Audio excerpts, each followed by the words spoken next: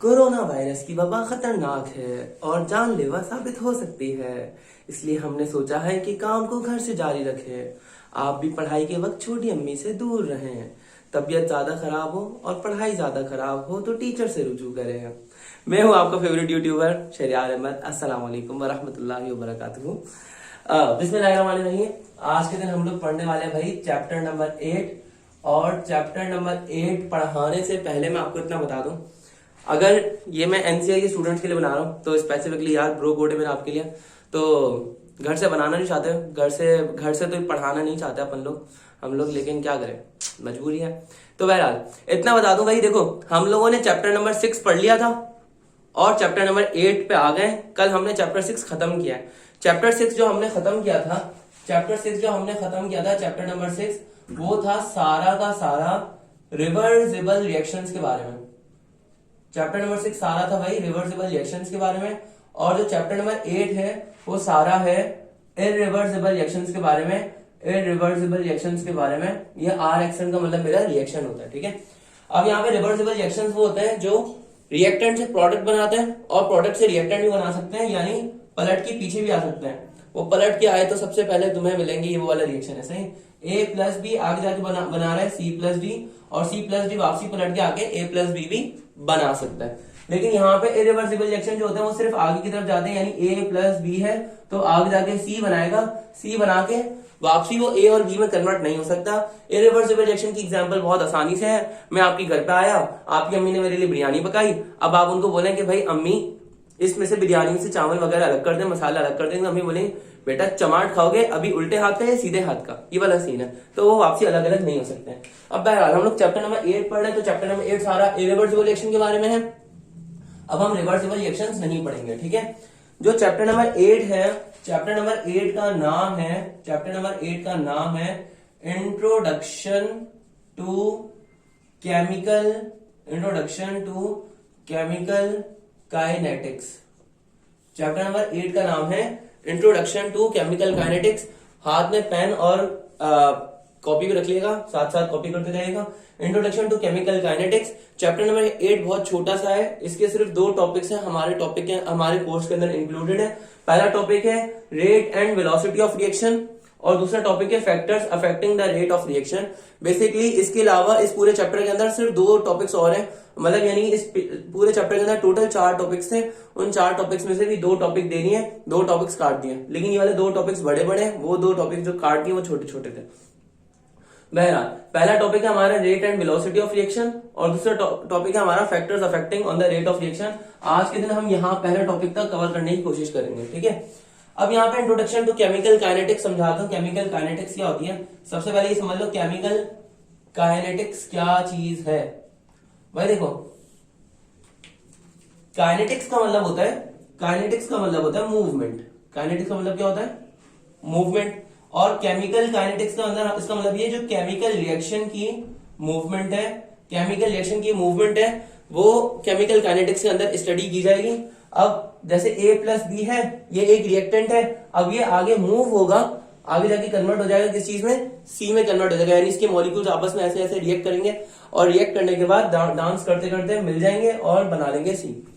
अब यहाँ पे इसके अंदर कुछ चीजें इंक्लूडेड है कि कोई भी जो केमिकल रिएक्शन हो रहा है, केमिकल रिएक्शन के अंदर कौन कौन से फैक्टर्स अफेक्ट कर रहे हैं। Factors affecting on the rate of reaction, या पहले जो चीज इंक्लूडेड इसके अंदर वो है rate of reaction. Rate of reaction क्या चीज है मैं आपको बताता हूँ। Factors affecting on the rate of reaction भी समझाता हूँ। On the rate of reaction ये क्या चीज है, ये क्या भला हम आपको बता दें। भाई देखो रेट ऑफ रिएक्शन का मतलब यह है कि कोई भी रिएक्शन कितनी स्पीड के साथ में हो रहा है। यहाँ पे रिएक्टेंट कितनी स्पीड के साथ में मिल रहा है, कितनी स्पीड के साथ में मिलकर प्रोडक्ट बना रहे हैं, ये चीज डिस्कस की जाएगी रेट ऑफ रिएक्शन के अंदर। और वो कौन कौन से फैक्टर्स हैं जो किसी भी रिएक्शन की स्पीड को कम या ज्यादा कर देते हैं, वो वाले फैक्टर्स कहलाते हैं factors affecting on the rate of reaction. के कौन से फैक्टर्स ऐसे हैं जो कि रिएक्शन के रेट को कम या ज्यादा करते हैं। अब फॉर एग्जाम्पल अगर आपने वो नमक लिया है, नमक को पानी में डाल दिया और इसको डिसॉल्व किया तो हो जाएगा, आसानी से डिसॉल्व हो जाएगा। लेकिन आपने क्या किया, वही पानी को बहुत तेज गर्म किया, चूल्हे पे चढ़ा दिया और अब उसके अंदर नमक डिसॉल्व करें तो रिएक्शन की स्पीड और तेज हो जाएगी और जल्दी से डिसॉल्व हो जाएगा। समझ रहे हैं मेरी बात? या नमक को हटा लो, चीनी से रिप्लेस कर लो। आपने क्या किया, चीनी को पानी में डाला, ठंडे पानी के अंदर चीनी को ठंडे पानी में डाला तो डिसॉल्व नहीं होती, बड़ी मुश्किल से डिसॉल्व होती है। या फिर आपने उसी चीनी को तेज गर्म पानी के अंदर डाल दिया तो वहां पे वो चीनी बहुत तेज से डिसॉल्व हो जाएगी। तो इसका मतलब क्या हुआ कि वो टेम्परेचर आपने जो बढ़ाया है, वो टेम्परेचर एक फैक्टर है जो कि रिएक्शन की स्पीड को अफेक्ट कर रहा है। बात समझ में आ रही है? एक और एग्जांपल के तौर पे, आपने एक गिलास पानी लिया, एक गिलास पानी को आपने ऐसे ही छोड़ दिया 1-2 दिन के लिए, 4-5 दिन के लिए ऐसे ही छोड़ दिया, गिलास के अंदर पानी डाल के आप उसके एवापोरेट होने का वेट कर रहे हैं, तो क्या वो पानी आसानी से एवापोरेट हो पाएगा? नहीं हो पाएगा, वो पानी ऐसे ही पड़ा रहेगा ग्लास के अंदर। लेकिन अगर आपने वही ग्लास को का जो पानी है उसको उठा के जमीन पे डाल दिया तो जमीन पे तो वो पानी फैल जाएगा, तो जमीन पे जब पानी फैल जाएगा तो फौरन से एवापोरेट हो जाएगा, फौरन से लम्हे को प्यारा हो जाएगा। तो ये कौन सा फैक्टर है? ये फैक्टर है सरफेस एरिया, कि आपने जैसे उस रिएक्शन का सरफेस एरिया बढ़ाया, जैसे ही उस रिएक्शन का एरिया बढ़ा दिया तो वो रिएक्शन की स्पीड क्या हो गई? तेज हो गई। ऐसे ही कैटलिस्ट होते हैं जो रिएक्शन को स्पीड को तेज करते हैं या कम करते हैं। ये वाले फैक्टर जो है ना हम इसके अंदर डिस्कस करेंगे। एक और चीज हम लोग डिस्कस करेंगे, वो चीज है ऑप्टिमम कंडीशंस। ऑप्टिमम कंडीशंस क्या होती है? ऑप्टिमम कंडीशंस जो होती है फेवरेबल कंडीशंस। ऑप्टिमम कंडीशंस का मतलब समझ लो आप लोग फेवरेबल कंडीशंस के कब, फेवरेबल कंडीशंस कि कब आपको टेम्परेचर ज्यादा करना है या कब टेम्परेचर कम करना है, ये आते हैं फेवरेबल कंडीशन में। कब प्रेशर ज्यादा करना है, कब प्रेशर कम करना है, कब सरफेस एरिया बढ़ाना है, कब सरफेस एरिया कम करना है, कब कैटलिस्ट का यूज करना है, कब नहीं करना, कब पॉजिटिव कैटलिस्ट यूज करना है, कब नेगेटिव कैटलिस्ट यूज करना है। ये सारी होती है फेवरेबल कंडीशंस या ऑप्टिमम कंडीशंस जो कि इस चैप्टर के अंदर पढ़ाई जाती है। ठीक है। अब जैसे फॉर एग्जांपल अगर आपने किसी चीज को ठंडा करना है तो आप उसको फ्रीजर में डालोगे, यानी इसका टेम्परेचर कम करने की कोशिश करोगे, तो वहां पे लो टेम्परेचर आपके लिए फेवरेबल है। अगर आपने किसी चीज को मेल्ट करना है तो वहां पे हाई टेम्परेचर फेवरेबल है। सही है, तो फेवरेबल कंडीशंस होती हैं। अगर आपने किसी चीज को एवापोरेट करवाना है तो वहां पे सरफेस एरिया बड़ा होना ज्यादा अच्छी बात है। अगर आपने किसी चीज को फ्रीज करवाना है तो उसके लिए सरफेस एरिया छोटा होना ज्यादा फेवरेबल है। तो बहरहाल ये सारी होती है optimum conditions.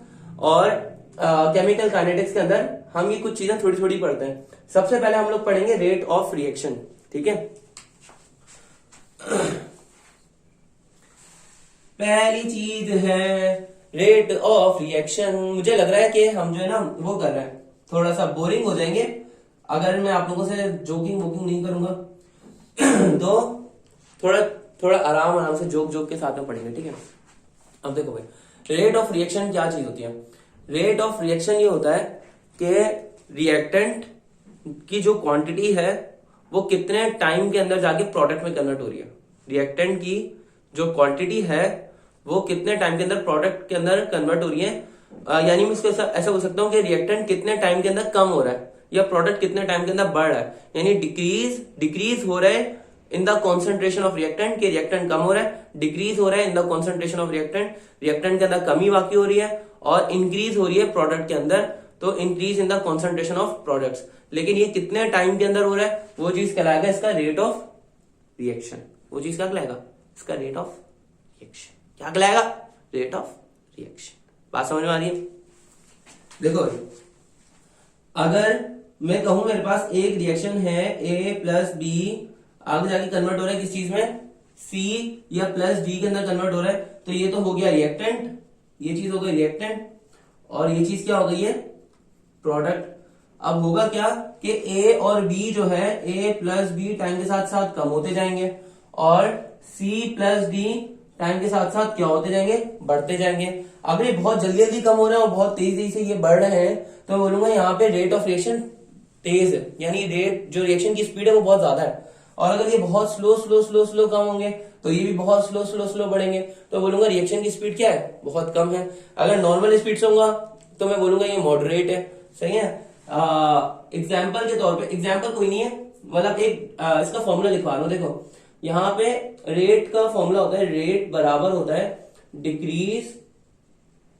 Decrease in concentration of reactant, decrease in concentration of reactant divided by time, या फिर इसका फॉर्मूला होता है, और इसका फॉर्मूला होता है rate equals to increase increase in concentration of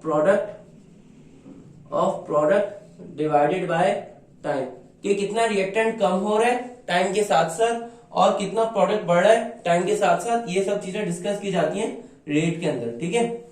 अब रेट के बाद आते हैं हम लोग वेलोसिटी पे, लेकिन पहले इसका भी एक वो कर लेते हैं, एक ग्राफ है वो ग्राफ भी डिस्कस कर लेते हैं। वो ग्राफ बड़ा सिंपल सा है भाई, देखो वो ग्राफ बड़ा सिंपल सा है। यहां पे मान लो मैं ग्राफ बना रहा हूं, ये ग्राफ में बना रहा हूं, यहां पर मैंने ये एक्स एक्सिस पे मैंने ले लिया टाइम, एक्स एक्सिस पे मैंने ले लिया टाइम, और वाई एक्सिस पे मैंने ले लिया मोलर कॉन्सेंट्रेशन। वाई एक्सिस पे मैंने क्या ले लिया, मोलर कॉन्सेंट्रेशन। अब ये मैं आपको चैप्टर 6 के अंदर पढ़ा चुका कि कॉन्सेंट्रेशन क्वांटिटी को बोलते हैं। मोलर कॉन्सेंट्रेशन का मतलब ये होता है कि वो क्वांटिटी जो मोल्स के अंदर हो या मोल्स पर डेसीमीटर क्यूब के अंदर हो, उसको कहा जाता है मोलर कॉन्सेंट्रेशन। अब देखो जब रिएक्शन स्टार्ट होगा, रिएक्शन स्टार्ट होने से पहले रिएक्टेंट की क्वांटिटी बहुत ज्यादा होगी, रिएक्टेंट की क्वांटिटी बहुत ज्यादा होगी और प्रोडक्ट की क्वांटिटी बहुत कम होगी। रिएक्टेंट की क्वांटिटी बहुत ज्यादा और प्रोडक्ट की क्वांटिटी क्या होगी, कम होगी।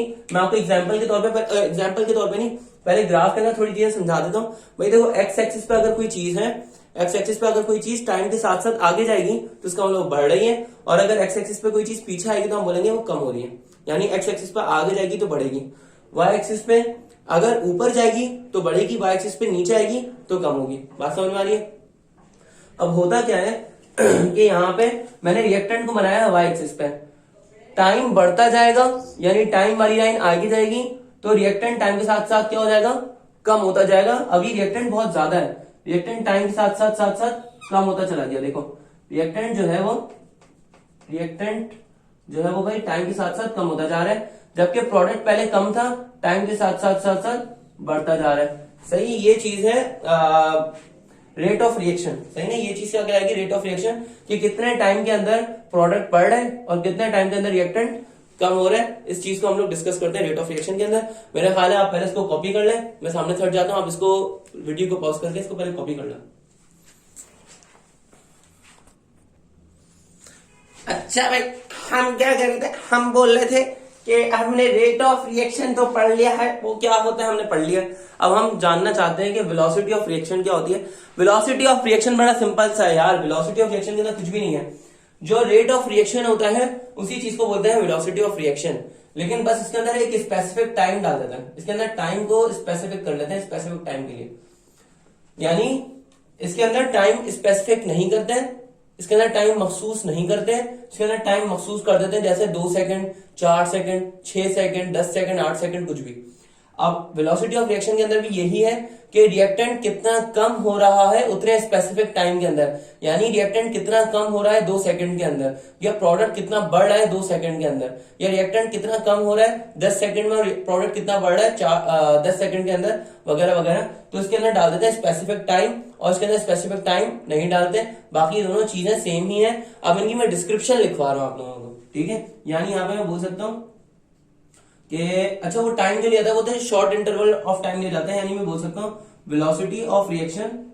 वेलोसिटी ऑफ रिएक्शन भी यही होता है कि रेट ऑफ रिएक्शन बोल लो, रेट ऑफ रिएक्शन बोल लो इसको, या फिर क्या बोल लो, रेट ऑफ रिएक्शन बोल लो, या फिर डिक्रीज इन रिएक्टेंट्स बोल लो, decrease in concentration of reactant, या फिर क्या बोल लो इसको, इंक्रीज इन प्रोडक्ट्स बोल लो, increase in concentration of products, increase in concentration of products, कुछ भी बोल लो, या तो ये बोल लो या ये बोल लो या ये बोल लो, लेकिन डिवाइडेड बाय स्पेसिफिक टाइम।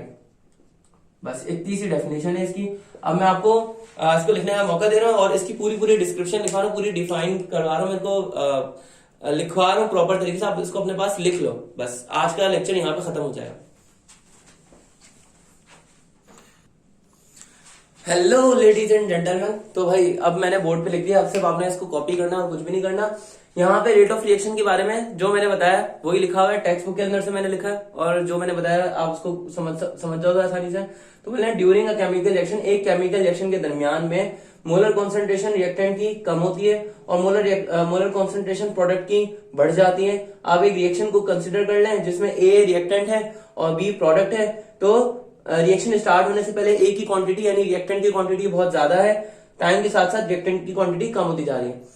जबकि बी की क्वांटिटी रिएक्शन स्टार्ट होने से पहले बहुत कम है, बी यहाँ पे प्रोडक्ट है, प्रोडक्ट की क्वांटिटी यहाँ पे बहुत कम है और रिएक्शन जैसे स्टार्ट होगा तो प्रोडक्ट बढ़ते जाएंगे, ऊपर की तरफ जाते जाएंगे टाइम के साथ साथ।